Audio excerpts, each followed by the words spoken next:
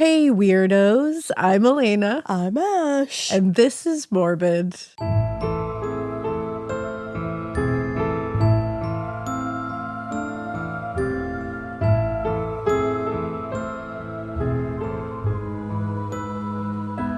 is Morbido.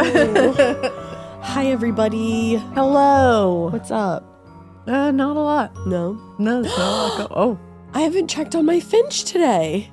Oh. Oh my God. I'm like 30 days into my Finch, so we're really rocking and Well, rolling. I'm like 20. I think today's day 28. I'm gonna have to have you take the mic for a minute. Let's start today. Well, my Finch is in Sydney, Australia. So Mine is in Taipei. hey guys, in Australia, if you see my Finch Gatsby walking around there, tell him I said hi. Well, Big Ange, my Finch, said, I can't decide. Is it better to be super strong or super fast? Ooh. I think super fast. I mean, whatever you feel. Super fast. She says, I wish I was fast. That would mean the yellow cat that chases me would never be able to keep up with me. Oh. And she got 6.1 points for security. Oh. She's a queen bee.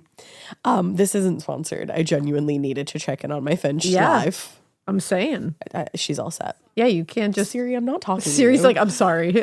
She's like, I can't check in on your Finch. You have to. And I'm like, well, I did. Guys, I hope you... I talked about this like weeks ago, the Finch app. Yeah. I want to know if you guys did it. Did you do it? Did you do it? What's your Finch's Just name? yell it really loud and I'll listen. Oh, they did. Okay, yeah. A lot of you did. I heard you. Yeah. Somebody... Larry. We have a Larry. Larry, thank you for trying. Yeah. No, they named their Finch Larry. I thought it was Larry who tried it. No. I'm sure we have a Larry who may have tried it as well. Maybe. I don't know. I believe you. I'm just fucking We just with you. finished watching Season 6. Yeah. Final episode of Buffy. If you listen to the rewatcher, you know how we feel about season 6. Yeah. I left the room during the season 6 finale. So we're feeling some type of way right now. I faked a walkout. Yeah, it's true. If you want to... She did a housewives style walkout. I did. Of the reunion. I did. I really did. You But did. I came back, and that's all that counts. If you want to hear our extra thoughts on all of Buffy, because the beginning seasons of Buffy are fantastic, and we've had so much fun talking about it. And we've even had fun talking about this season. Go listen to the rewatcher. You should. We're about to end season 6 and go into season 7. So I have a whole new season adventure awaiting me. Join us. All right. I have a bummer of a case today. We were talking, I think the last time we got together, maybe, we were talking about David Carpenter. David Carpenter, the Trailside Killer. The Trailside Killer. And that was just like a very, it was riddled with injustice, if you will. Misjustice. I like that. Misjustice. Misjustice was in here, but she left. Yeah. She left halfway through that case. She did. Yeah. This is another case where justice is interesting. Oh, okay. Okay. All right. We're going to be talking about the Preppy killer, Robert Chambers, who killed Jennifer Levin. And we're going to talk about that entire case. So Jennifer Levin was born May 21st, 1968 in Port Washington, New York. Her parents were Stephen and Ellen Levin, a realtor and a homemaker. Jennifer and her older sister Danielle were raised on Long Island's North Shore, pretty much a haven for wealthier families who wanted like quiet home life kind of vibe, but still have access to the city. That makes sense. I love Long Island.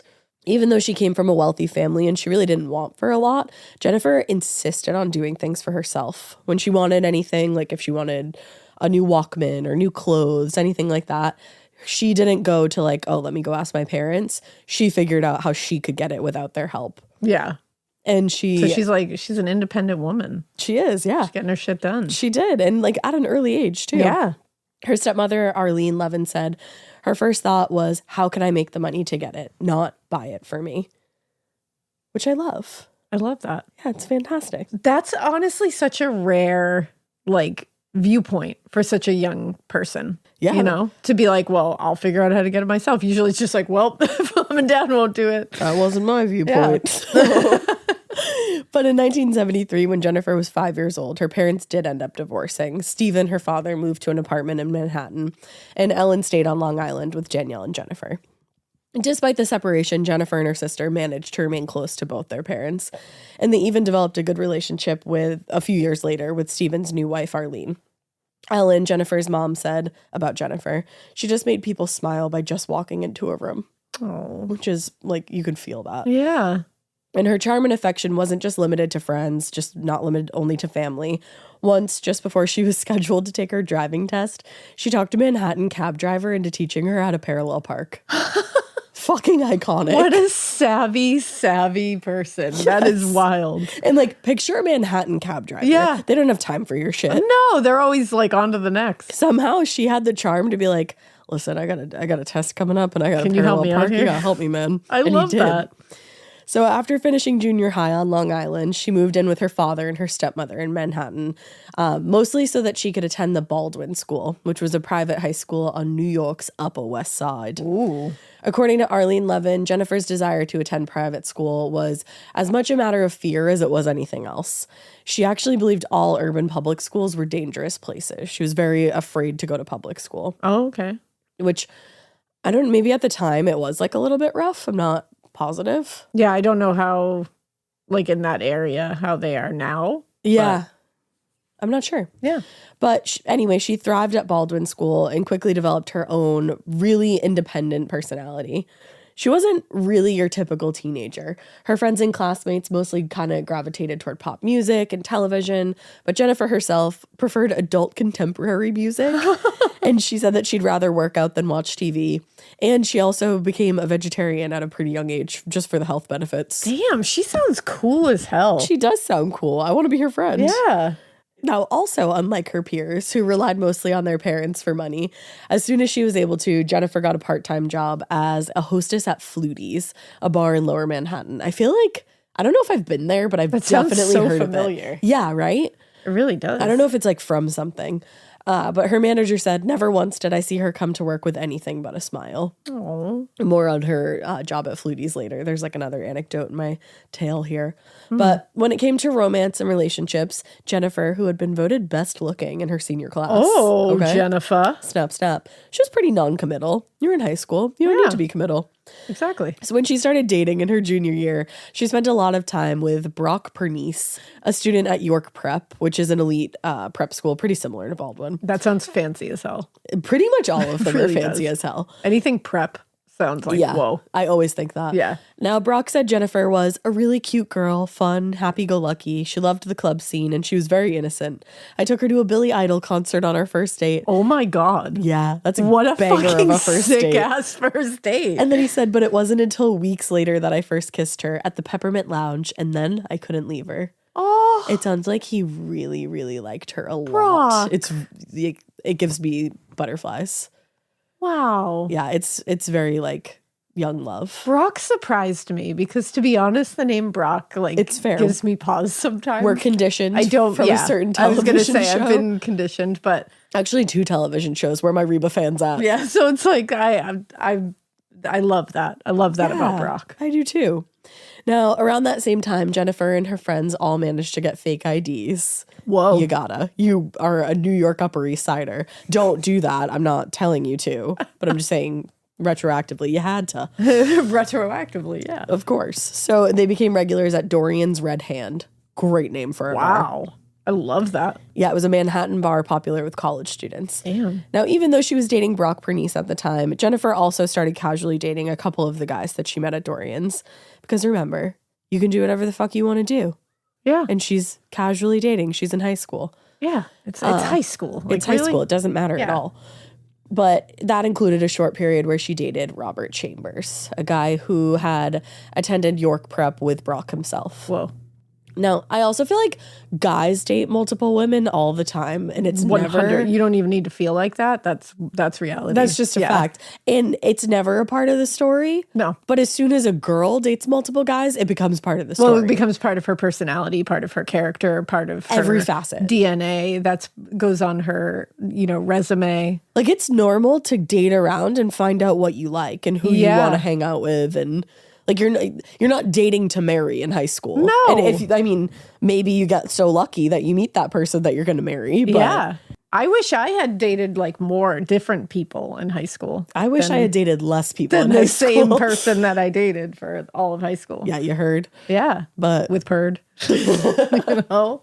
Yeah. But So, I support this, and I'm harping on it because it becomes a major aspect of this case, and it pisses me off. Yeah, I that get it. She gets very much slut Gets shamed. railroaded for it. Yeah. So let's talk about Robert a little bit. Robert Chambers. Sure. Robert Emmett Chambers Jr. was born September 25th, 1966 in Queens, New York.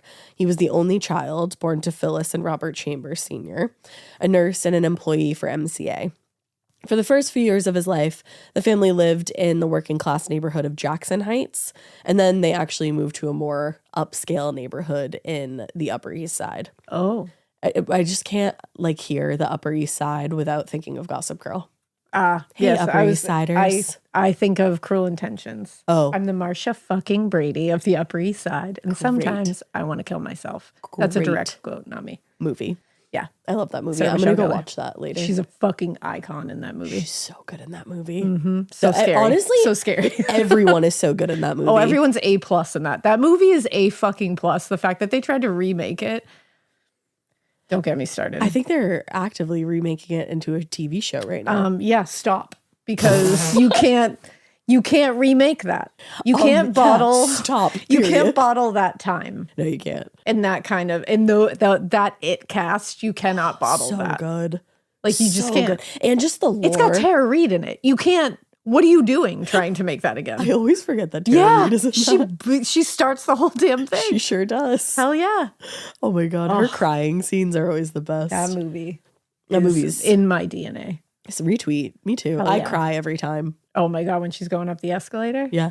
And the end. When she drives across the bridge. Coffee black and egg white. Oh my God. we've gone on too long. Yeah. So the Upper East Side, period. Yeah, sorry. That's what makes us think of that. By a lot of accounts, Robert's parents were, in a lot of ways, pretty hands-off. And they were kind of emotionally unavailable. Like, they struggled to provide the best education for him. That was a drive that they had. But they didn't really support him, like, emotionally, and, like, they didn't support his social development. They just wanted the best education, but they weren't thinking of, like, making him a well-rounded individual. Exactly. They were very focused on education, which is great. Yeah. But there's more aspects more to to a life. child's upbringing. There's definitely more to life. Yeah, exactly. More to a human. Yeah. Now, he would be portrayed by the press interestingly later in his later years, but Robert Chambers' background was a lot more modest, actually, than it appeared. Throughout a lot of his life, he attended elite prep schools, but his mom worked nights as a nurse in order to pay for his tuition. Oh, wow. And her income rarely covered the entire tuition, so the fees were covered by, like, a scholarship. He was there on scholarship and by his mom's hard work. Oh, his mom sounds like a badass in that respect. She does, definitely. Like, really working her ass off for her kid. She was, yeah. And his status as one of the least wealthy kids in school usually made him feel kind of inferior, socially isolated. Think Dan Humphries and Gossip Girl. I was just going to say, this sounds very, like, written by a showrunner. It does. You know? It's very that. Yeah. But the thing was, even though he felt that way, like, internally, outwardly, he seemed pretty popular. He had a lot of friends. His classmates liked him. So this was very much an internal struggle that he was going through. Okay. But outside of school, he was an altar boy at the family's church. He was a member of the Children of the American Revolution, which is always interesting. It always makes me think of Gilmore Girls. It always makes me think of that. And he was an officer in something I've never heard of before, but gives very American Revolution-y vibes. And he was an officer in the Knickerbocker Greys, which is a drill team for children of wealthy New York families. That doesn't even sound real. I know. That sounds like something somebody made up. It does. To make me feel stupid. Maybe they did. By being like, this is a real thing. Maybe they did. Wow. Well, Phyllis, his mom, served as the board president of the Greys at the time. Wow. And she told a reporter, it's a very tough world out there. A boy who receives this training is less likely to fall by the wayside later on. The Greys teaches what society should be about, the niceties of life. Wow. It's very like, pinkies up. Yeah. See, I'm psyched about my kids knowing karate. There you go. And how to, beat the shit out of a chop man. someone in the throat. There you go. But like, I guess, yeah. Different that too. strokes for different folks. Different vibes for what's important, I guess. I think you should go be the president of the Knickerbocker Greys, personally. It sounds wild. I'm looking it up right now because I've just never heard of this. I had never heard of it before either. I mean, the good news is their 142nd season is starting. Whoa. A lot of seasons. I didn't realize they had seasons. Yeah, apparently. It's like a team. This is very interesting. It is. Well, like I said, Robert might have felt like an outsider, but the messages he got from his peers pretty much contradicted his self-image entirely, like I was just saying. Yeah. He was 6'4", he weighed 220 pounds, so he's a sturdy guy. He was very popular with the girls, and they were all drawn to his, quote, shy and secretive charm. Oh. Yeah. Secretive charm? I don't know. I don't know about that. It was a different time. So the combination of his sense of inferiority and the overwhelmingly positive encouragement that he got from his classmates resulted in him becoming the kind of guy with a chip on his shoulder. Like 100%. And a very huge sense of entitlement also. Oh, I could feel that vibe starting to come. He's giving like tortured poet. Oh, yeah. Without writing poetry. See, and let me just like quick little thing. Secretive charm is never charming unless his secret is he's like a vampire. Like that's the only. And even then, that's a little That's messy. the only like a real vampire. Like that's Legit, babe. legit. Yeah, you never want secrets. It's not a good thing to go after. Yeah, no. See, a secretive charm isn't really like a descriptor I've heard before. Secrets are no fun. Secrets hurt someone. Mm-hmm. But he started to deal with his insecurities by engaging in some casual drug use. Casual, and other illegal activities like petty theft and vandalism. Very casual. You have to deal with your secretive charm in a certain way. Casual. Soon his grades began to slip. He lost his scholarship, which is real shitty because his mom worked her ass off. Yeah, I was going to say. And he was also kicked out of school. Oh. Yeah. Damn. Yeah. You buried that lead. So your secretive charm didn't get you really anywhere, bud. This increasingly destructive behavior even took a toll on his relationship with his oldest friends. His closest friend at the time, John Talenko, said, I just realized it was a dead end. One night, a group of us were hanging out at this bar on East 85th Street. I remember thinking how pathetic the conversation was. We were just joking around in this cynical manner that we have, but I had stopped drinking a few weeks before and I couldn't relate to it at all. I stood up and told them to go to hell and walked out. Whoa. This whole thing is like a TV show / movie. It is. It's very dramatic. Yeah. Looking back, John Talenko said that, he wished he'd been more honest with Robert and tried to help him make some kind of positive change before it was too late. But hindsight's 2020. Yeah, and that's not totally up to everybody else. No. And also he's a teenager, so he doesn't have all the resources that he needs to make Robert better. Exactly. But thankfully, Robert was able to enroll at York Prep, a new school. But it was with the understanding that he would get his life together, work hard to graduate, and get into a good college. It's unknown whether he maintained good grades during his senior year at York, but what is clear is that his drug use, unfortunately, did not stop. Actually, if anything, it got worse. Throughout that year, he got in trouble for alcohol abuse. He developed a very serious cocaine habit. And that cocaine habit affected almost every part of his life, of course. As it does. But somehow, even with all that going on, he did manage to get accepted to Boston University. Shit. Yeah. In large part, according to one former friend, because of his high test scores. That's a good school, man. That's a great school. It's very impressive. Yeah. So after his graduation from York in 1985, so he did graduate, he moved to Boston. Whoop, whoop. Whoop, whooping Boston. I was going to say. Yeah. And he started the year in Boston University's Basic Studies program, which basically it was established by the school to help students who struggled social or emotionally during high school. Oh, which is really cool. I didn't even know that was a thing. Yeah. So the new city and the supportive program were this big chance for Robert to start over and establish some new, more responsible habits and get his life back on track. For sure. And that's a big chance. You get into Boston University and you get this like kind of like, I don't want to say hand holding, but for lack of a better term. And you got to do the most with that. You got to do the most with that. Unfortunately, he did not. Oh. He fell back on old habits. And according to his friends, he, quote, used the school as an excuse to party and hang out. Oh, what? That's such bullshit. And it's like, why bother? I'm sure that program was beneficial for so many other people. Yeah. That's the thing, who didn't get to use it because you took their spot. Yeah, and exactly. But that pisses me off. Yeah. Somebody who would have actually used it. Yeah, somebody who didn't get into it. Or even there was people there that probably Yeah, exactly. So after just one semester at Boston University, he was kicked out of the program for academic reasons. Jesus. And just returned back to his parents in New York, where it seemed like he picked up. Fun. Yeah, it seemed like he picked up right where he left off there. His father was away on business trips a lot, and his mom was still working nights at the hospital. So he spent a lot of his nights at the bars, at the clubs in Manhattan, just acting basically like he was still in high school with no responsibilities whatsoever. Awesome. Yeah, fantastic. Now, Jennifer, on the contrary, by the time she had reached her senior year at Baldwin, she started having difficulties with her parents. According to friends, Jennifer had moved in with her father and her stepmother, not only to attend Baldwin, like I was saying, but also for the added discipline that she felt that environment would offer. Okay. One journalist wrote, though she was close to her mother, she told friends that her mother was more of a friend than a parent, which that can be difficult. And that relationship might not have provided the structure that she was looking for, but it seems like life with her father and her stepmother in Manhattan also left a lot to be desired in a different way. Friends remembered that she constantly resented her stepmother, and that often led to fights with her father or with her father and stepmother. Oh, man. Yeah. One of her close friends said, she used to call me in tears and come sleep over at my house because of fights with her dad. They were just about the usual things, coming home late, cleaning her room, getting her priorities straight, but she never really felt comfortable living there. Oh, which is sad. It's also, I think, a very common problem amongst teenagers. Well, I was going to say it's also very teenager. Yeah.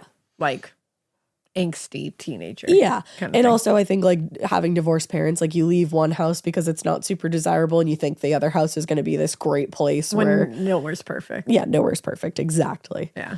But like Robert Chambers, Jennifer did also turn to substance use and partying as a kind of escape from the pressures that she felt at home.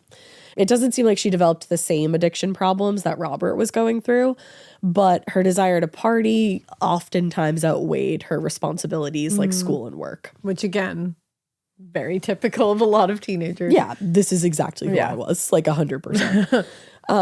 And obviously the fact that she's prioritizing partying over school, over her responsibilities at work and home, it's resulting in bad grades and probably some more tension at home. Yeah.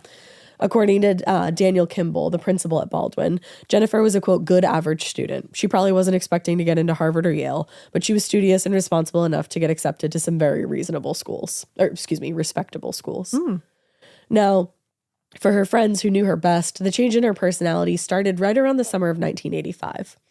At that time, she was working actually at a boutique in the Hamptons. She wasn't actually working at Flutie's yet. And she was spending more and more time with some new friends that she'd met in the club scene. Okay. Which you can imagine probably not the best influences. Brock, her first boyfriend there, said, I remember when I met her, she was Little Miss Innocent. I saw her grow up real quick in the city. Ugh. Yeah. He said the change was unwelcome and pretty disappointing. Oh, man. He said, I tried to do other things with her, like other than go to the club. Yeah. He said, we went to the theater, formals, restaurants, but she always had to go by Dorian's. That's where our friends were. Oh, man. Yeah. So remember, these are like very, very wealthy kids with literally no adult supervision whatsoever. Oh, so yeah. they were living like adults. Yeah. But they didn't have the emotional maturity that usually comes with age.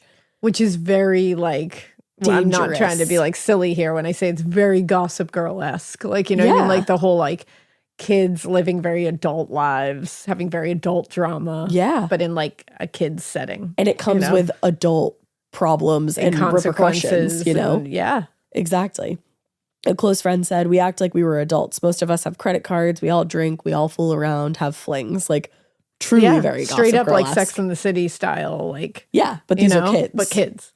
So that summer, while she was still seeing Brock, Jennifer, again, casually dated a few different guys, like I said, including Robert Chambers, who was also working on the Hamptons that summer, and their social circles kind of overlapped with each other's. Nothing really came of the brief relationship with Robert Chambers, actually, but for Brock, it was the beginning of the end. That winter, he and Jennifer broke up for the first of what would be several short breakups before finally ending things for good a few months later.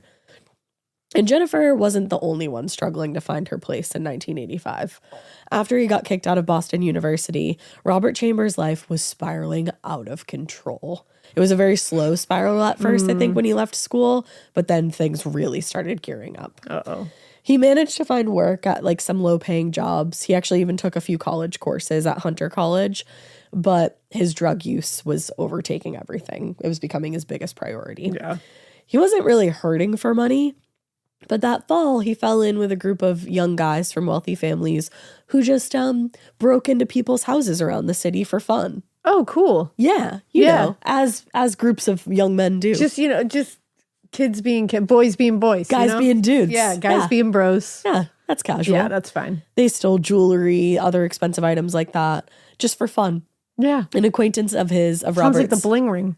Yeah, I know. Honestly. Yeah. It really does. An acquaintance of his said, "We went out to dinner at America once, and he pulled out a credit card that wasn't his and jokingly said, 'Should I use this tonight?'"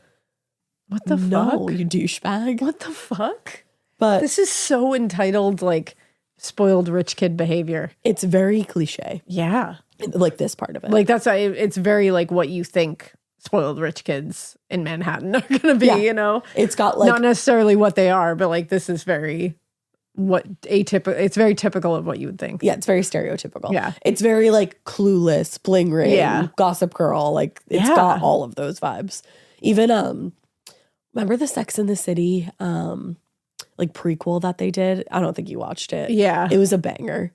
I think it only got like 1 or 2 seasons. I loved it. I'm a purist. I get it. No sequel, no reboot. No, I get it. The prequel was pretty good though. And it reminds me of this. But anyway, as the year went on, so did Robert's excessive drug use and now theft.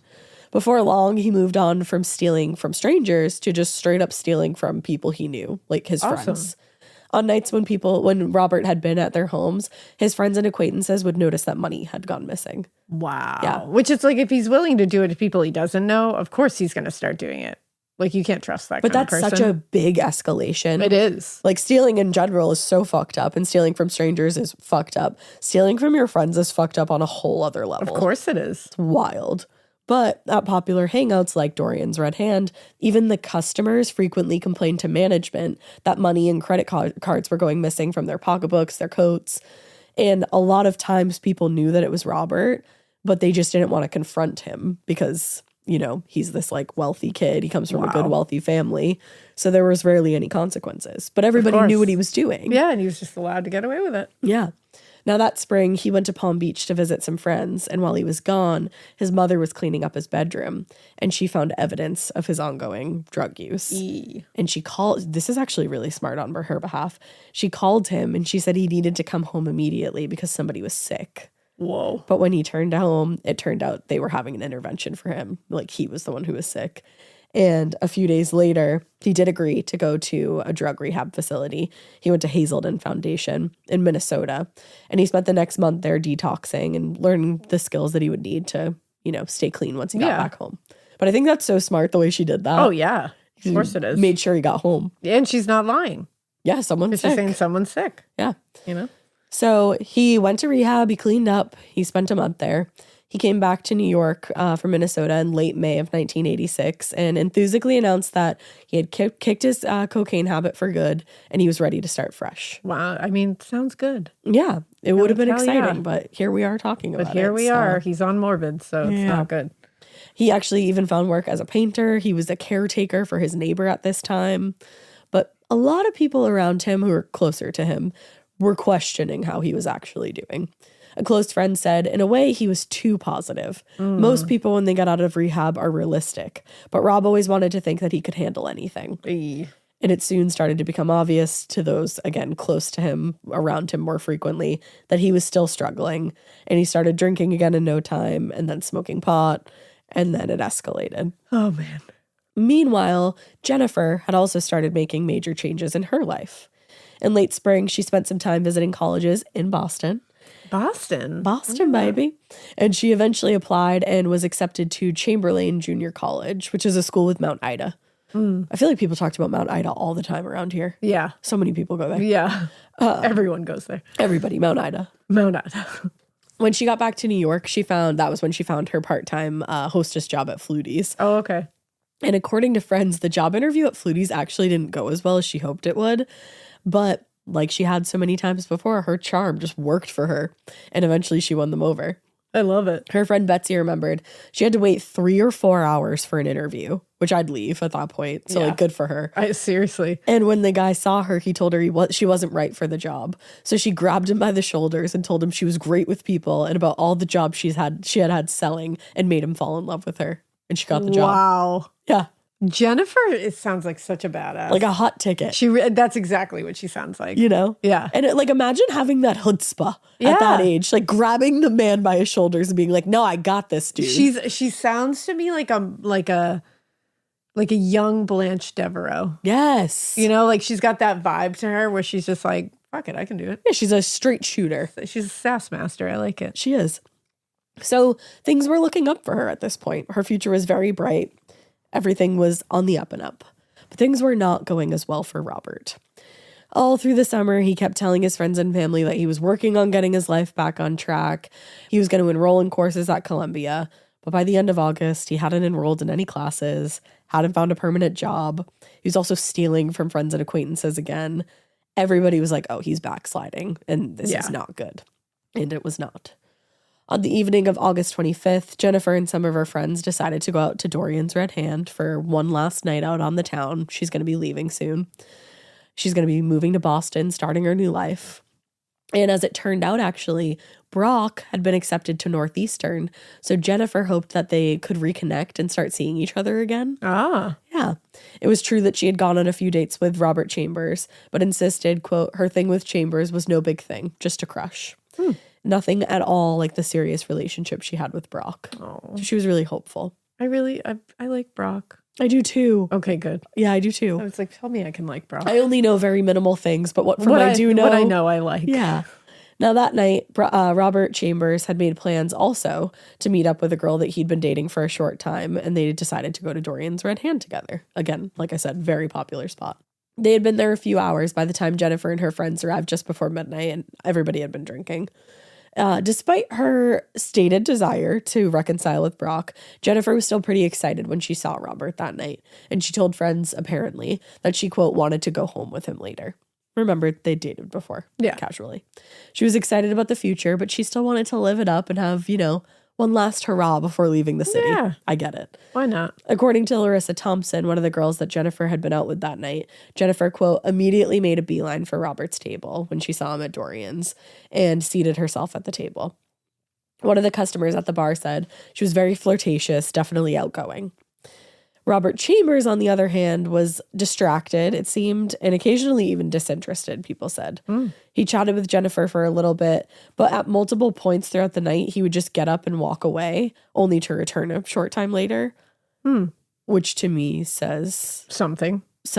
It says, yeah, it says he needs a break, maybe. Some stuff's going on. Lots of people go to New York bathrooms for this. They do. Just as, they yell about it on Housewives seasons. They do. I think, What were people doing in your bathroom? Yeah. Now, when asked about his mood that night, Robert explained that he was depressed about a friend from rehab who had recently died. Who knows? Yeah. Whether it was his emotional upset or his interest in talking to Jennifer, he spent most of the night ignoring the girl he was on a date with. Wow. So finally, after an hour had passed without him speaking to her, she approached the table that he was sitting at and threw a bag of condoms in his face and told him he could, quote, use these with someone else because you're not going to get the chance to use them with me, and stormed out of the bar. Again. Wow. Is this like... I'm like, what? That's a queen move there. That's wow. Like, wow. If your date is ever ignoring you, do that. Yeah. If I saw someone do that, slow clap. I would talk about it for the rest of my life. For the rest of my days. That would be the first thing I brought up. Any new person I met, I'd be like, can I tell you this crazy thing that I saw? Yeah. Yeah. Absolutely, I would. Yeah. Most people, forgettable. That girl, not forgettable. Well, the date's theatrical exit from Dorian's was also a great opportunity for Jennifer because, she wanted to hang out with Robert that night. Yeah. So now this girl's not in her way anymore. Well, she left. So she wasted no time settling in next to Robert at the table. But for all her directness and enthusiasm, for some reason she wasn't comfortable propositioning Robert directly. Like, I get that. You don't want to be like, you want to get out of here, man? Yeah, and he's just had a literal bag of condoms thrown at him. Yeah. In public. Yeah, he might So be. that might have made it a little weird. It probably did. Yeah. So instead, she had a friend ask him to meet her outside of the bar. The friend later said he just tilted his head like she's driving me crazy and said, I don't think so. I don't want to deal with it, which is rude. Go tell her that yourself. Yeah. Now, he might not have wanted to meet Jennifer outside the bar, but that definitely didn't mean that he was uninterested. Because when Jennifer's friends left Dorian's a little past 2 a.m., they remembered seeing her still sitting at a table with Robert and engaging in what appeared to be a very serious conversation. So what the fuck? Yeah, they're clearly like carrying on. Yeah. So a little before 4:30 a.m., several more friends saw Robert and Jennifer get up from the table and leave Dorian's, headed in the direction of Central Park. A friend said usually she'd come over and give me a big hug and tell me she'd call me tomorrow, but this time she didn't. I remember she looked sort of mellow, putting her jacket over her shoulder, pulling her hair, and crossing the street like there was no problem. So she didn't seem like agitated or like upset, anything like that. Like she seemed fine with Robert. Yeah. But it was a little weird that she didn't say goodbye to anybody. Like it wasn't like her. Yeah. So that's why it's pretty unclear why the two of them did go into the park that morning, because they did go into Central Park. Friends of Jennifer's insisted that she wasn't the type of person who would have wanted to have sex outside, because that's ultimately the story that gets told. Oh. And several friends of hers were like, no, she wouldn't do that. Like, that's not her vibe at all. That doesn't make sense. And also, remember, she's like when I was saying earlier that she didn't want to go to public school, she has a fear of danger and like dangerous situations. Yeah, she's not reckless. Yeah, so she wouldn't have gone into that park if she didn't feel like she was safe with Robert Chambers. So she very clearly did. But this wasn't the first time that Robert had brought a girl into the park for a romantic evening. In fact, a few weeks earlier, he brought another date there, and friends said that the park held special meaning for him. So it's possible he hoped bringing Jennifer there would be a similarly romantic experience. But it's like, that doesn't line up with like how he was acting earlier. No, unless that was just like directly from the girl like throwing a bag of condoms at him. Yeah, maybe. Maybe he was just like thrown off for a minute. Maybe. I don't know. But he was off before that weird. too. It all sounds weird. The night itself seems like nobody was really acting how they typically would have. Yeah. But I feel like that happens when these kind of things happen. It is what it is. Even though you don't know that like something awful is going to happen, it can be like in the air sometimes. Yeah, there's just like some kind of tension happening. Yeah, exactly. So Robert and Jennifer entered the park around 4:50 in the morning at an entrance near the Metropolitan Museum of Art. What happened next is only known to Robert himself, and he has changed his story multiple times over the years. Awesome. So nobody really knows the exact truth. But this, in my opinion, is not the truth. According to him, he was not interested in Jennifer romantically and initially actually declined to go to the park with her. But Jennifer insisted, he said, so he finally relented and agreed to join her. According to him, she was clearly interested in him, and he thought that she wanted to have sex in the park, but he declined her advances and said he was interested in other people and he'd see her around. But he said she freaked out. She like got up and knelt in front of me and scratched my face. What? Like that would have escalated so quickly. And she knelt in front of him? He said she got up, knelt in front of me and scratched my face. Which, when you see the scratch marks on his face later, because they are photographed, it wouldn't have been like she scratched my face like in a cute way or like like they're deep scratch marks on his face. He said after that happened, he got up to leave, but that Jennifer apologized and he agreed to stay and keep talking since she had apologized. And despite asking her to sit far away from him, he said, she came up behind him and started massaging his shoulders. And he said, she said I looked really cute and that I would look cuter tied up. Okay. According to the statement that he gave police, he didn't think she was serious until she held his wrists together and using her underwear started to tie them together. Once his hands were bound, Chambers claimed that Jennifer tried to take off his pants, but she was hurting him in the process. And he said she, quote, kind of laughed in a weird way, like more like a cackle or something. Okay. And then he said that his protests only made her more aggressive, and she started scratching his chest and his face and was, quote, laughing and giggling and making weird laughing type sounds while digging her nails into me. This is unbelievable. I don't believe this. I'm looking at those scratches on his face right now, too. They look defensive. They absolutely look in my defensive, opinion. in my opinion. In my opinion. In our opinion. Yes. So Robert claimed that his screams caught the attention of a nearby jogger who eventually came over to investigate, but the jogger left the area when Jennifer insisted everything was fine. Okay. Then he claimed he could not take the pain that Jennifer was inflicting on him anymore, so he reached up and grabbed her, putting his arm around her neck and pulling hard. He told detectives it was just really quick. She flipped over and then landed, and she was kind of twisted on the tree. So you flipped her over into a tree? At that point, she wasn't moving, and Robert thought that she was trying to frighten him, but when he shook her and got no response, he said he realized she was dead and walked across the park and found a place to sit on the wall where he could still see her body. From that position, he said he eventually saw a cyclist enter the park, come upon the body, and then leave and return a short time later with paramedics. Once the ambulance arrived, Robert himself left the scene, went home, showered, and went to bed. Okay. 3 words. In what world? In what that is world? That's a no for me. That's a no for me. One of the most bizarre stories. That is bizarre is the perfect way to describe that story. Bizarre. Not one bit of that makes sense. No. Whatsoever. No. You're literally saying that you put your arm around her neck and like really quick though. You made sure to say really quick. Really quick. Somehow flipped her into a tree. Yeah. And then she just died in the tree. Yeah. Really quick. And you just knew that. That's my favorite part is I realized she was dead. Yeah. Interesting. Like that, I'm sorry. If I got into a little tussle with someone and they just flipped into a tree, I wouldn't automatically assume that they were dead. Like that would be, I'd be like, wow, that was weird. Let me help you up. Like that would be, and I wouldn't just be like, wow, I bet you're dead. Mm-hmm.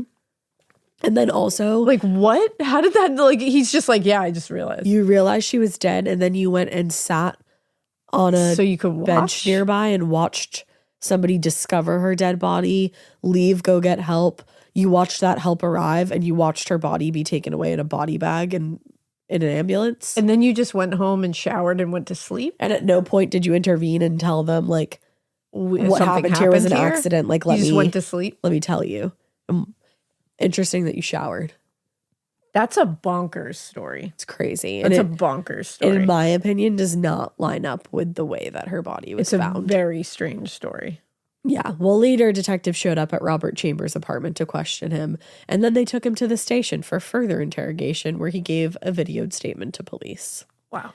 Now let's talk about the crime scene. The crime scene was unfortunately a pretty familiar one to investigators. A young woman found dead in the park, an apparent victim of sexual assault. Her body was slumped in front of a tree. Her shirt was pushed up, and her bra was wrapped around her neck. What the fuck? At the time, they thought that she had been killed maybe somewhere else and dumped in the park since there were tire tracks leaving the scene, and somebody spotted a car around the same time that the body was discovered, but that would quickly be dismissed once she was identified. Now, the crime scene didn't yield a lot of clues or evidence, but there were obvious signs of a struggle. It appeared that she'd been physically assaulted and hit in the face. According to the medical examiner, the left eye was swollen, discolored, and just about closed. On the bridge of the nose, there was a dark mark. Her mouth was caked in dirt and what appeared to be dried blood. Yeah, those scratches are defensive. In my opinion. Yep. One of Jennifer's front teeth was also loose, and there was a dark red mark around her neck from where her killer had strangled her with her bra. Wow. None of that aligns. That's not lining up. None of that aligns with him swiftly flipping her over into a tree. And how awful. Yeah. Like that this poor girl's last moments were filled with that. Her front tooth was loose. That's a violent struggle. Awful. A violent struggle. Yeah. According to the pathologist, the bra had been twisted around her neck, but it was also still hooked in the back. So there was a possibility that her shirt and bra had been pushed up and maybe the strangulation was an accident. But there was also, like, that is what they thought on a cursory glance. Yeah. But there was petechial hemorrhaging in the eyes that indicating that the blood flow to her brain was restricted, which would have been unlikely if it was just a matter of her bra getting wrapped around her neck. Your bras aren't that tight. It's we've said it before. It's very difficult to strangle someone. It takes a lot minutes. A lot of like pressure and time. Consistent pressure. Yeah.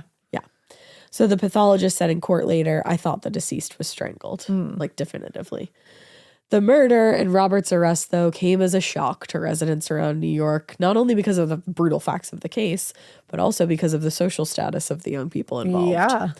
Jennifer's death shined a light on a social scene that few outside of it knew existed. Both the victim and her killer were not out of their teens, but the lives that they lived reflected a world usually populated by adults, like we were saying, complete with problems like addiction and violence. When asked for a comment about his daughter's death, Stephen Levin said, I have lived in New York City for 19 years, and I have hesitatingly come to the conclusion that it is no longer a fit place to live. It is a social experiment that failed. Wow. It's really sad. Damn. On October 28th, Robert Chambers was arraigned on a charge of second-degree murder, which is interesting. Yeah. And it was during his arraignment that his lawyer, Jack Littman, revealed the beginnings of his strategy. In his statement to the court, Littman explained that Jennifer had been pursuing Robert for several weeks, and, quote, that night she was the aggressor. According to Littman, Jennifer's death was simply an accident that occurred when his client was trying to defend himself against sexual assault by Jennifer Levin. Wow. Yeah. Littman preemptively defended against accusations of rape by pointing out how popular Robert Chambers was with women. Wow. He said he didn't have to chase girls. They chased him. Oh, yeah. So that clears it up. Yeah, attractive people aren't rapists ever. No, of course not, because everyone wants to have sex with him. Yeah. Because he is conventionally, according to some people, attractive. Yeah, totally. Yeah, that checks. That's a perfect argument. Yep, That's not based on absolutely. opinion at all. Yeah, people don't have varying, like, Attraction what they find levels. attractive. Definitely not. But he said that being the case, there would have been no reason for his client to pursue Jennifer, much less sexually assault her. Wow. Yeah. Yeah. Wow. Yep. The elite status of the defendant and the victim were completely unavoidable, though, from the moment Jennifer's body was discovered, and it was an element of the case that the press simply could not resist. In article after article, young people that made up Jennifer and Robert's social groups were discussed as distinctly different from teenagers their age. They made this a zoo. In a New York Times article, one reporter wrote, many of them are under 21 and get past the bartender with skillfully applied makeup and expensive clothing that makes them look several years older and with elaborately faked identification. It's like, you're talking about women there. You're not talking about the entire social group, which involves males as well. But cool. So that's cool. One teenager who went to the city's hottest nightclubs and restaurants said, you walk in here and no one's going to challenge you. It's an attitude.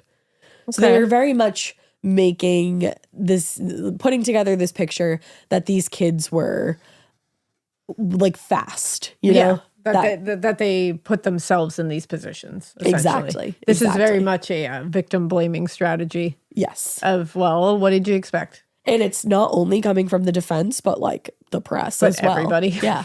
Yeah. The emphasis on the expensive and out of control lives of these, Manhattan's elite teenagers reinforced a growing class divide too across the city and confirmed what a lot of people outside of that social class believed, that there was one set of rules for rich people and another one for everyone else. Yeah. So immediately everybody's polarized too. Of course.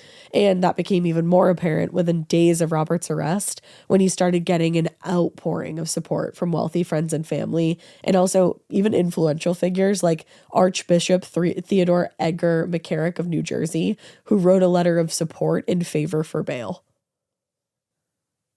No comment. That was a mouthful. Yeah. Yeah.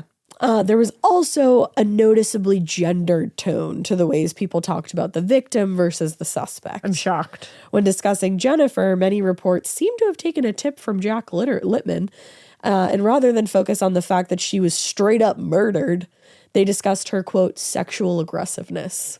Yeah, that's a cool thing to do when somebody is dead and can't defend themselves. Also, how do you know? Yeah.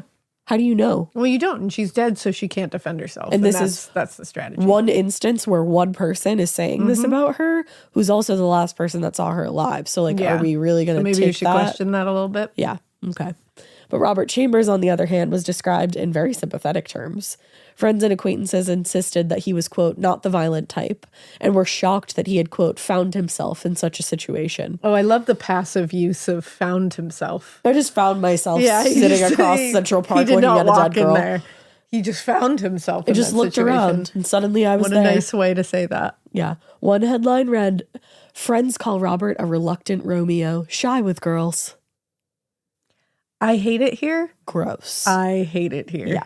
That is so yucky. Well, and also, which one is it? Is he a reluctant Romeo? Or, like, your defense attorney was just saying that he doesn't have to chase girls. They're all over him. Yeah. And now he's a reluctant Romeo. Yeah. You can't have it both ways. That's very much like the Brock Turner effect, where it's like, he lost everything. This kid could have been like an amazing athlete. Yep. And it's like, I'm sorry, who are we talking about here? Yeah, who lost everything? What part? Victim or aggressor are we talking about? Oh, that leads me. It's very much talking about it like, one, this happened to him. He just found himself in these circumstances. He didn't do it. This happened to him. And two, let's talk about his losses. Him and his losses and his what happened. future. And it's like, but what? It's like he took it away from himself in that case. One friend from Dorian said, "We have to fight for Robert's rights. There's nothing we can do for Jennifer now." That's an instance of I'm a head out. We think before we speak. Out. Yeah. We listen. I'm a head out. We listen and we judge. Yeah, I listened and I am judging harshly. There's nothing you can do for Jennifer now. I'd say there's actually a lot you could do for Jennifer now. Imagine if everybody Fight for thought justice. that way. Imagine if everybody thought that way. When somebody gets murdered, it's just like, well, nothing we can do now. That's it. Oh, that's nice. Oh, cool. Yeah. Let's just move on. Sure, that was great for her family to read. Let's just blow by that literal life that was stopped in its prime. You can't be there for her family now? No. You got to be there for you have to be there for Robert. Yeah, of course. Interesting. I don't think I get it. So the picture of Robert Chambers as this gentle giant who would never act violently or hurt anybody was just one aspect of Jack Lippman's defense strategy. Just one day after his arraignment, Lippman also told reporters that he was now weighing an insanity plea. Huh. That's a completely different route, sir. That's interesting. He said, "It appears that the state of mind of Robert Chambers that led to this tragedy was completely out of character for him, and therefore an insanity plea is possible." Huh. Okay. I just feel like you're arguing two very different points at the same time. Yeah, I would say that. And what the press didn't know was that this characterization of Robert as innocent was completely at odds with the statements that he had given himself to police. Before giving his statement where he confessed to accidentally causing Jennifer's death, he actually denied having been there at all, which proves that he knew he was wrong. And he claimed that those scratches on his face came from his cat. Oh. I have 3 cats. I have 3 precious baby cats. First of all, they've never scratched my face. Secondly, they don't cause that deep of scratches. Like, I know cat scratches can be deep, but he has scratches all over his face. Yeah. I mean, if you look at the scratches, I wasn't there, so I can't tell you if a cat made those or not, but I would be shocked if a cat made those. Yeah, same. I can tell you that. Yeah. Yeah. Interesting. Well, later he deviated from that story and said, yeah, it was Jennifer, but it was like, it's just the way. So he even later is like, no, it actually was her. Yeah, like when the first story. The original story. Like the chronologically the first story I told. Yeah. Was but after that's he like had lied. later. Yeah. Okay. He changed his story a million times, so I said one of them. That's even wilder, that like where he moved like from the cat to like actually no, it was her. Yeah. Like, you were really going to try to lie about that? Oh, yeah. He was going to say he wasn't even there. Wow. And then he was like, actually I was, and I watched the entire aftermath play out as well. It's like, damn, those are 2 very different things. Yeah, they sure are. That's a theme in this case. Yeah. But a month later, in late September, Robert Chambers did plead not guilty to 1 charge of second-degree murder and 1 charge of murder under circumstances evincing a depraved indifference to human life. In his statement to the press, Manhattan District Attorney Robert, I think it's Morgenthau, told reporters, "We believe that either one or both of these occurred, and that the autopsy showed, quote, a substantial amount of pressure had been applied to Jennifer's neck, which justified the charges." Wow.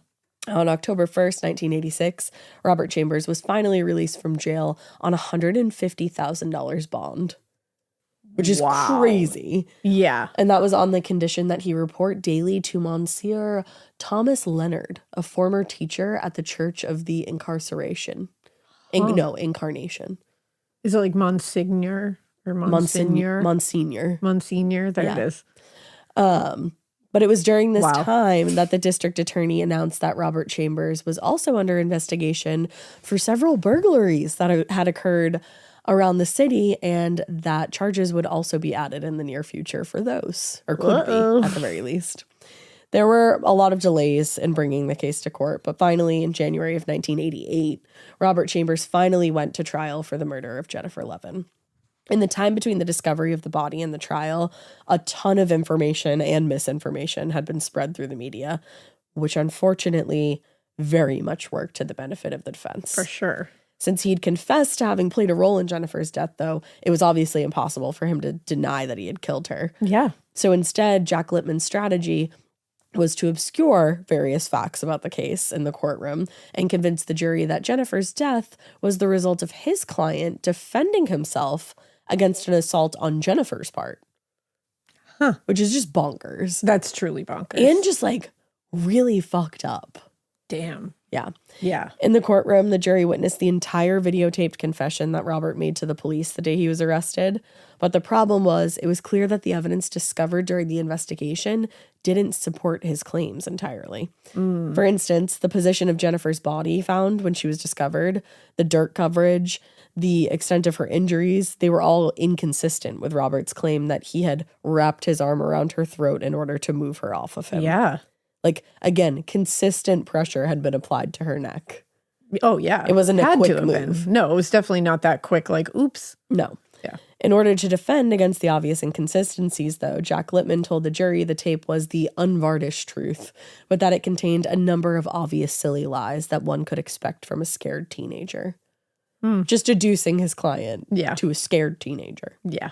The prosecutor, Linda Fairstein, on the other hand, explained that the facts made Robert Chambers' account of assault almost entirely impossible.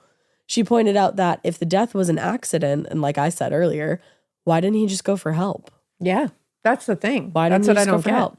Years later, when she was asked about the case, she returned to that point. On the Today Show in 2016, she said, he sat on the wall behind the Metropolitan Museum and watched as her body was found and as her body was taken away from the park in a body bag. And he never went over to the police and said, this is my friend. This was an accident. I know who she is. It's like they were they had a history together. Yeah. They very much knew each other. They were friendly. Of course. To just watch and know that whatever the circumstances were, you caused that death, and you're just watching. He's a white man, a rich. Well, I shouldn't say rich, but he was wealthy. He was wealthy. And he's socially in a higher echelon white man. Yep. You could have said, you know what I mean? Like you're not in a position where it's scary for you to say that an accident happened. You know what I mean? Where some other people, it may be like marginalized genuinely scary to say it because you're just not going to be believed or immediately. It's like you are one of the only people, one of the only kinds of people that can say that was an accident. And you will at the very least be considered to be believable. No, you're so right. That's a really valid point. Like the innocent until proven guilty. It's like that's really only the case for certain people. Yep. And he happens to be part of that kind of people. Yeah. I agree. It's like the whole I'm like, so why didn't you? You really that's weird. Know. It's weird. And again, this isn't even like a stranger, that would be weird enough. This is somebody like you genuinely know and cared about, spent a lot of time with. Many instances. Dated, yeah. Like, why wouldn't, I don't know. It's just very strange to me. It's a very removed position to be in. It feels that way, yeah. Well, the trial dragged on for 13 weeks, And during that 13 weeks, very intimate details of Jennifer's life and sexual experiences were put on display. Which really sucks. Which is ridiculous. And that was obviously primarily by the defense in order to portray Robert as the innocent victim in some terrible tragedy. Yeah. And by obscuring the facts of the case and painting a picture of Jennifer Levin as sexually aggressive and assertive, Lippman hoped that he could convince at least a few jurors, because that's all you need, that Jennifer's death truly was an accident, that she had attacked Robert, forced him to have rough sex, and he was just protecting himself. Ellen Levin, Jennifer's mother, said later, when it happened, how she was being portrayed, how it suddenly became her fault, he was blatantly playing the victim. Yeah. I can't imagine having to stand by. And that it, again, that it watching became that. her fault. Like, that's wild. It made it's like she's on trial all of a sudden. In the end, though, the defense's strategy worked. The jury deliberated for 9 days before reporting to the judge that they were hopelessly deadlocked. There was only 4 jurors convinced of Robert Chambers' guilt, and the rest were in favor of an acquittal. Wow. Yeah. That's really shocking. It is. It is. Ellen Levin said, I can't imagine that there was someone on that jury that thought he was a clean-cut young man who would never do anything like this. Damn. In their note to the judge, the foreman indicated that there was actually 3 jurors who, quote, could not go on because of the mental and emotional strain. And another juror indicated that, quote, votes in the jury room had swayed violently back and forth. So at least there was they were very clearly considering. There was some passion behind, Yeah, they were considering both sides. Yeah. But ultimately came to a very interesting decision. Yeah. So whatever the case, the deadlocked jury is usually always, and was in this case, a bad sign for the prosecution. They weren't hopeful that a retrial would produce a different outcome. So in late March of 1988, they offered Robert a plea deal. Wow. He would plead guilty to 1 charge of first-degree manslaughter in exchange for a sentence of 5 to 15 years in prison. Wow. Just nothing. But he had no better option, so he accepted the deal.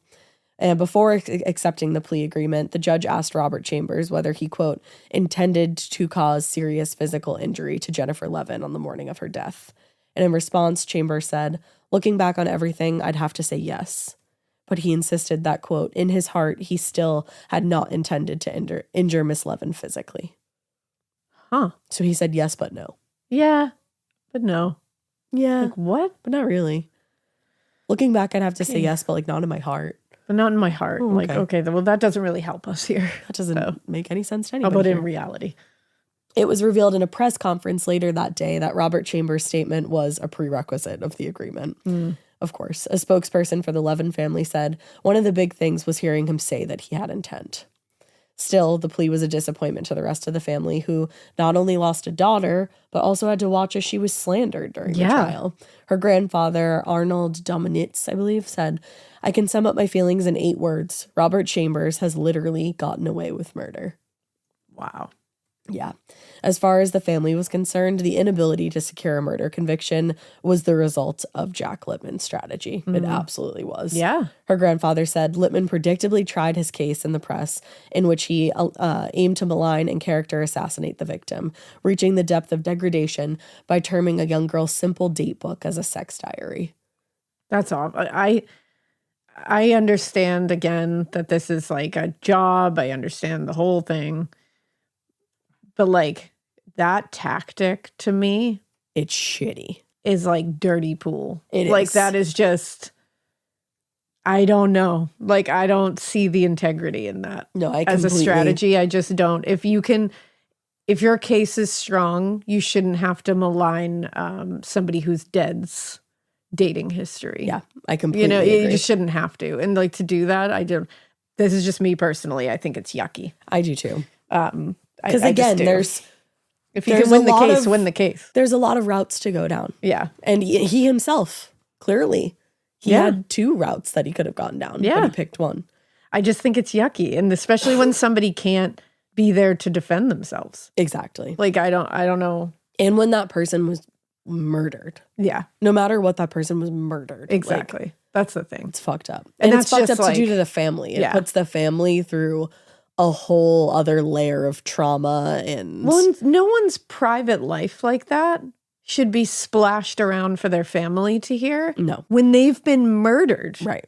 they have had the ultimate injustice done to them, and now you're adding on to it. Yeah, it's insult to injury. Like, I don't know. Like, that just like having it out. I don't know. I don't get it. I think I understand it's a tactic. I understand that defense attorneys have to do things, but Yeah, of course. and I understand it's a job and it's a valid job and all that shit. Don't worry about it. But that particular tactic just doesn't do it for me. I don't get it. I just think if you can win your case, win it some other way. Agreed. If it's a good case, you'll win it some other way. Agreed completely. Without having to make like slut shame a dead girl. Yeah.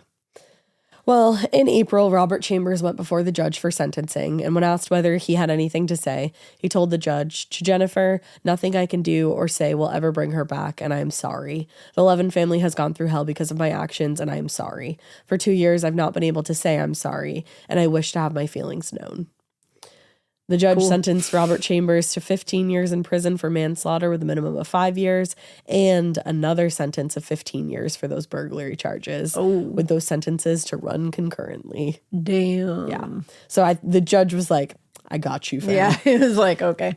Robert Chambers started his sentence at the Shawagung, I think is how you say it, correctional facility in Ulster County, New York. And it didn't take long, unfortunately, before his addiction issues returned. Ooh. When he came up for parole in 1993 and 1994, the parole board flat out rejected his bid for parole, and they cited unsatisfactory behavior in prison, including his involvement with drugs. Wow. Because people say all the time there's more on the inside than there even is on the outside. Yeah, which is wild to think about. Yeah. 2 years later, after being transferred to Greenhaven Prison, Chambers was again denied parole due to, quote, the nature of his offense and poor disciplinary record. Oh. So he was not doing well. Damn. After repeatedly being denied parole, Robert Chambers gave an interview to the press where he described himself as a political pawn and a victim of a state administration that was determined to keep him in prison. Which is like, no, I think if you just like maybe tried good behavior, it could work out for you. Yeah, it's like, I don't know about that. Yeah, but he wasn't about that life. No, not about that. In 1997, he told the parole board, to be honest with you, I wasn't even going to come in today. I'm at a point where I'd rather just have you tell me, listen, you're going to max out in 2003. Whoa. Like, why did you go? Whoa. As it turned out, he was right. He was never granted parole, and he was released in February 2003 after having served his entire full sentence. I mean, in part, I'm sure not at all from that attitude that he came in with. Oh, because if I'm on the parole board and you say that shit, yeah, I'm going to be like, you're sitting there. Cool. That's consider that a request that I am now granting. That's wild. But his release was obviously unwelcome news to Ellen Levin. She said, my concern is that from the minute he gets out of prison, he will be treated like a celebrity. In his own statement, Robert Chambers expressed his regret and again apologized to the Levin family.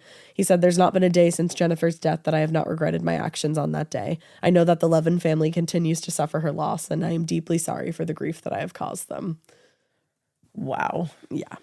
I mean, it's nothing you could say can bring someone back. I was going to say nothing you can say can bring someone back. And that is just that case is like what happened that night is so brutal. Yeah. And it's like, I don't understand how you reconcile that later. I just don't understand.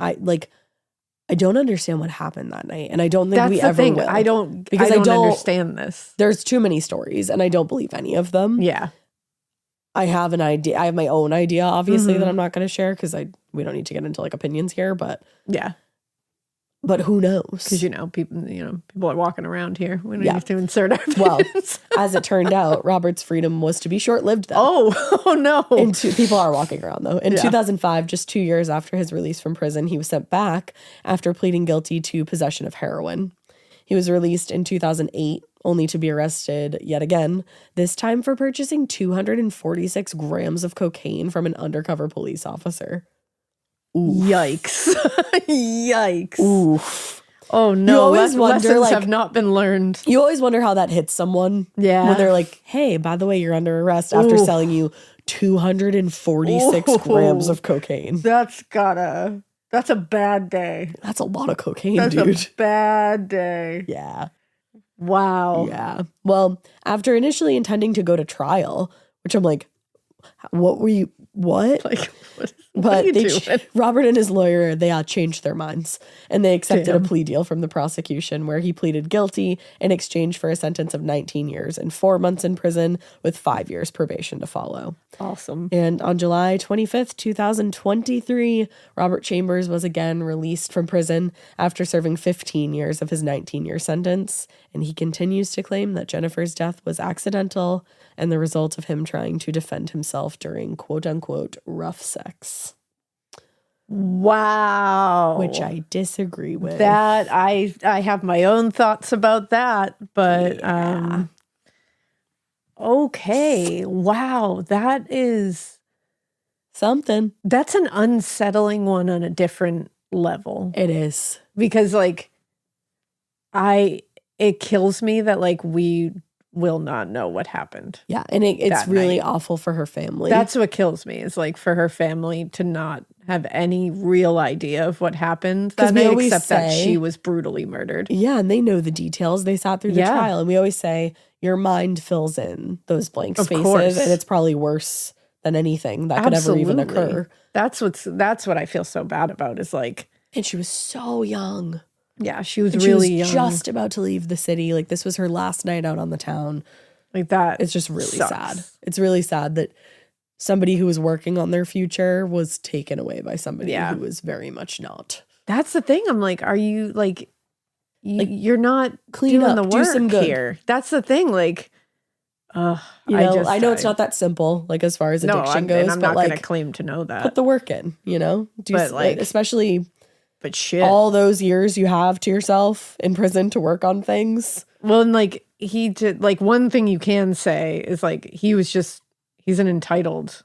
Yes. He was an entitled guy. He was an entitled teenager. He was an entitled young adult. Friends said that. Like that's the thing, and it's like, and whatever happened that night, something awful happened to her, and whether it was an accident or not, it was brutal as fuck, and I just can't see. I mean, remember, like, one of her eyes was swollen near shut. She had blood marks like in on her nose. Tooth was loose. Her tooth was loose. She had dirt and blood caked to the side of her mouth. Her bra was pulled up around her neck. Like, this doesn't, like, it doesn't. You're gonna have to explain to me more, like, how. Like, I don't get it. Yeah. I don't understand it. My brain is not putting this onto that side of the. But at the end of the day, it's on the books as manslaughter. It's manslaughter. Wow. Which must just, if I can't imagine somebody doing that to my family member and having to sit with that.